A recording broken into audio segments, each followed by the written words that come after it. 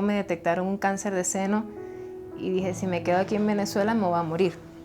Venezuela está presentando un apagón general, están muriendo personas que necesitan diálisis, personas con cáncer como yo.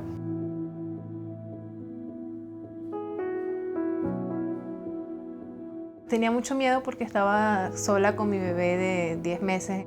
Entonces me tocó dormir en terminales, estuve vendiendo cigarrillos para poder avanzar de estado en estado y llegar hasta la frontera.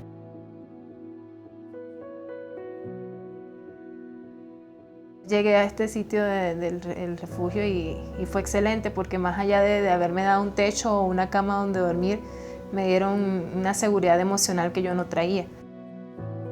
Traía un plan de emprendimiento para poder mantenerme mientras estuviera aquí, poder buscar a mis niños en Venezuela.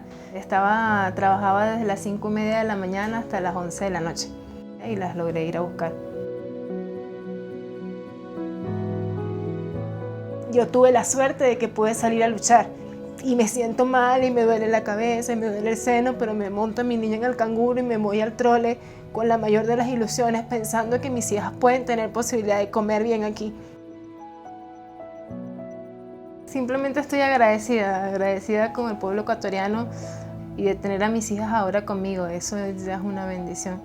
Yo apenas llegué aquí, trabajé para comprarle un ajedrez a mis hijas y todos los días me siento con ellas un ratito a jugar al ajedrez y les digo, ustedes tienen que entender que esto es un juego de honor y de lógica, es algo que estamos perdiendo en Venezuela. Para los venezolanos todo se ha ido derrumbando de a poco. Y yo siempre quiero estar con una sonrisa, quiero estar tranquila y quiero decir, por lo menos yo logré salir y quiero tener esperanza de que Venezuela va a salir de esto.